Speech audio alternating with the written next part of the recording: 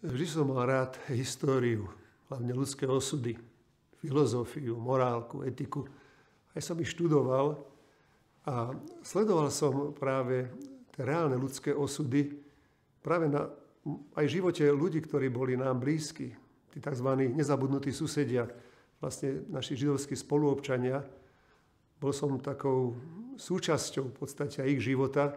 Samozrejme len takou virtuálnou, môžem povedať, pretože som čítal mnoho kníh, ale mal som aj možnosť byť na tých miestach, či už v Seredi, Osvienčime, Poprade na stanici, kde vlastne podľa tých zákonov protižidovských vyviezli prvých 1000 dievčat, mladých dievčat do Osvienčimu. Neviem, či niektoré vôbec z nich sa vrátilo aj domov. A tak som si uvedomil, aký je náš život, aj naše vzťahy, aké sú krehké. Ako tí, ktorí prišli a žili tu s nami, nie že 10 ročia, stáročia, v jednej chvíli mocní povedali, a budete ich nenávidieť. A môžete si siahnuť na ich majetky. A v ľuďoch zvíťazila nejaká taká zloba, chamtivosť. To pre mňa je varovaním, že nikdy nie sme bezpeční, keby sami pred sebou. Možno práve na pozadí všetkých tých historických okolností a tej reality, aj dnešnej reality, ako ľahko v človeku zvíťazí zlosť, závisť, zloba, chamtivosť tiež. A tak dokonca ich to stálo nielen teda stratu toho všetkého, čo mali, ale aj stratu životov.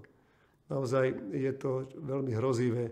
A treba si to pripomínať, lebo to sú reálne chvíle, reálne veci života. A tak, keď som mal možnosť byť na týchto miestach a čítať o tých ľudských osudoch, vzbudilo to vo mne veľmi silnú odozvu, aby som sa vyhýbal nejakému posudzovaniu lacnému, len preto, že niekto povie nejaký mocný, že to je zlý človek, alebo to sú zlí ľudia, alebo to sú iní ľudia. A na základe toho si potom môžeme už robiť, čo chceme s nimi.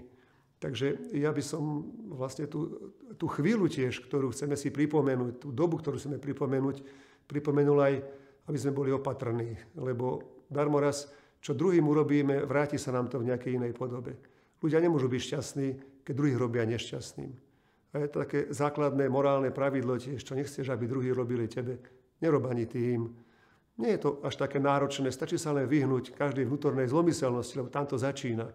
Aby sme naozaj budovali to, čomu chceme povedať civilizačné prostredie, demokratická spoločnosť, lebo každý má právo na život.